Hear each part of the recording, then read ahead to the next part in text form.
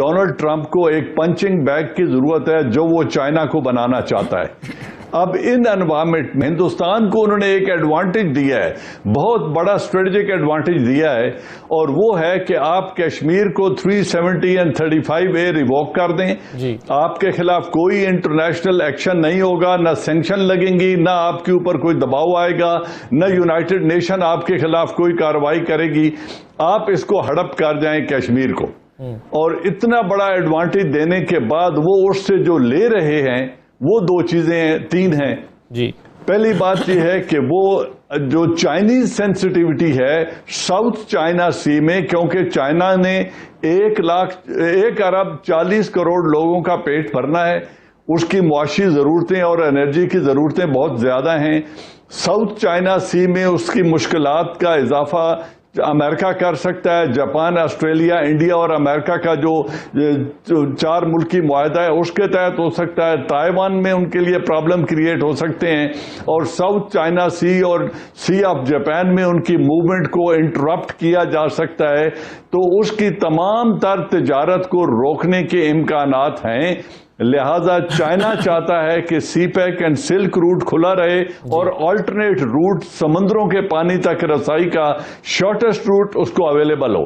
अब इस सारे को डिस्टर्ब करने के लिए वो हिंदुस्तान को इसके आप इनके खिलाफ लद्दाख रीजन में जी वहां पे कार्रवाई शुरू करें, और 370 एंड 35A की रिवोक करने के बाद इस लद्दाख को उन्होंने यूनियन टेरिटरी में शामिल कर लिया है, और लाइन ऑफ एक्चुअल कांटेक्ट को उन्होंने वायलेट करके मैक्सिमम एग्रेशन की कोशिश की है। और अगर आप परसों का एक रेजोल्यूशन जो एक सेनेटर ने मूव किया है तहरीक के हम तिब्बत को इंडिपेंडेंट स्टेट के तौर पे रिकॉग्नाइज कर ले अमेरिका, ये वो ग्रेटर डिजाइन है चाइना के अंदर इंस्टेबिलिटी क्रिएट करने का। तो अमेरिका फिर सालिसी की पेशकश लेकर क्यों आ गया? क्या ये मैं आप दोनों के दरमियान में सालिसी कराता हूं जिसको ना भारत ने कबूल किया ना चाइना ने कबूल किया, और जाहिर है चाइना ने तो करना भी नहीं था। तो ये अब इंटेंशंस क्या है अमेरिका की इस नई ऑफर के पीछे?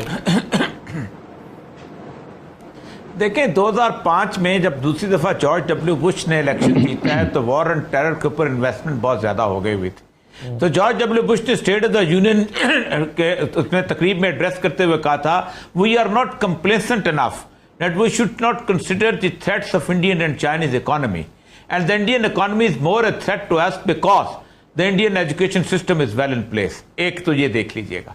दूसरा ये था कि जिस वक्त 2008 की मुकम्मल तौर पर तबाही और बर्बादी हुई है, $700 बिलियन मांगे हैं वॉल स्ट्रीट ने, तो रैंड कॉर्पोरेशन को एक रिपोर्ट बनाई गई थी और कहा गया था कि बताएं हमें क्या करें। तो उन्होंने ये कहा था कि $1400 अरब भी आज दे दें तो ये उठने वाला नहीं, ये बुलबुला फट चुका है, इकोनॉमिक बुलबुला, ये बहुत बुरा होगा। अमेरिका को अगर इकोनॉमी को स्टेबलाइज करना है तो 2 बड़ी जंगें होनी चाहिए, और वो 2 बड़ी जंगें 3 बड़ी मईशतों के दरमियान होनी चाहिए जो पली हुई मईशतें हैं। और उन्होंने उन मईशतों के अंदर इंडिया को गिना था, चाइना को गिना था, रूस को गिना था, और उसके साथ साथ उन्होंने कहा था कि इन तीनों के अंदर एक साइजेबल पॉपुलेशन मुसलमानों की है कि जिनको अगर उठा लिया जाए तो प्रॉक्सी वॉर शुरू हो सकती है और वो बड़ा मसला बना सकती है। लेकिन अफगानिस्तान की सिचुएशन ने इनको बिल्कुल बदल दिया।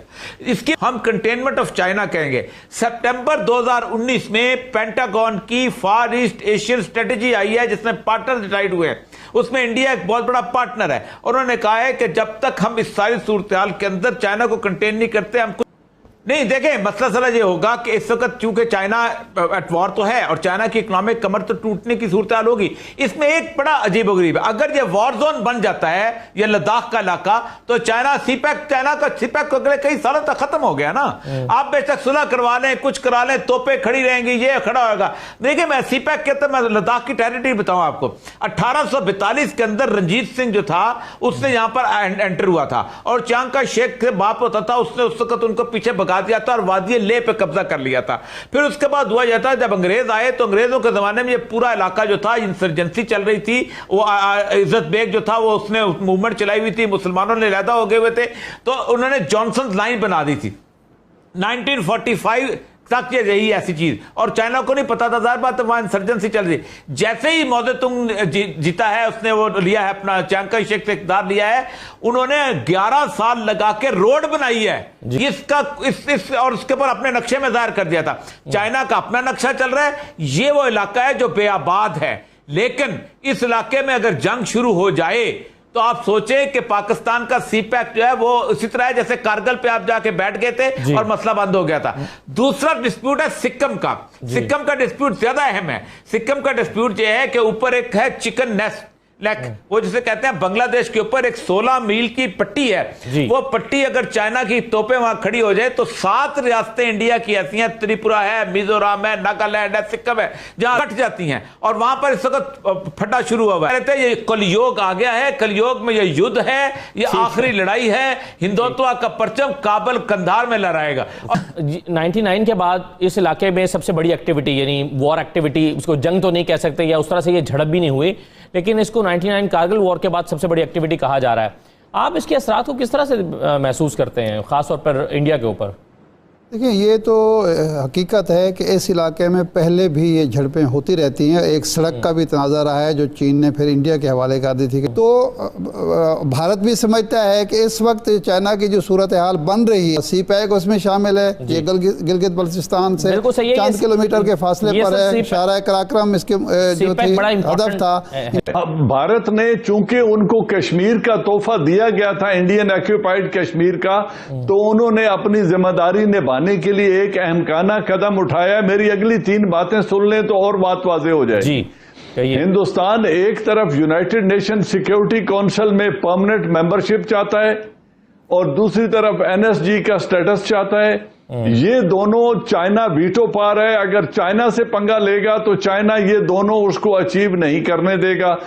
चाइना और इंडिया के दरमियान $100 बिलियन की म्यूचुअल ट्रेड है।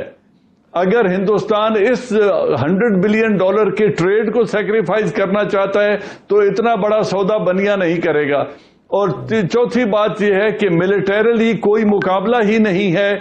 अगर वो 7 लाख ट्रूप्स कश्मीर में रखे और 2 लाख से ज्यादा चीन के खिलाफ डिप्लॉय करे तो वक्त अगर चाइना और पाकिस्तान ने मिलकर कोई कोशिश की तो 2 फ्रंट वार को, क्योंकि हिंदुस्तानी बड़े क्लेवर हैं, उनकी असेंबली में बड़ी जान है और उन्होंने कहना है जी ये कश्मीर तो आपने हमें दिलवा दिया, इस पे आपने FATF से पाकिस्तान को पीछे हटा दिया, खौफजदा करके रखा, वो उन्होंने कोई जरूरत नहीं की, लिहाजा ये बात आई गई हो जाएगी। लेकिन इसमें गेन चाइना को नहीं होगा।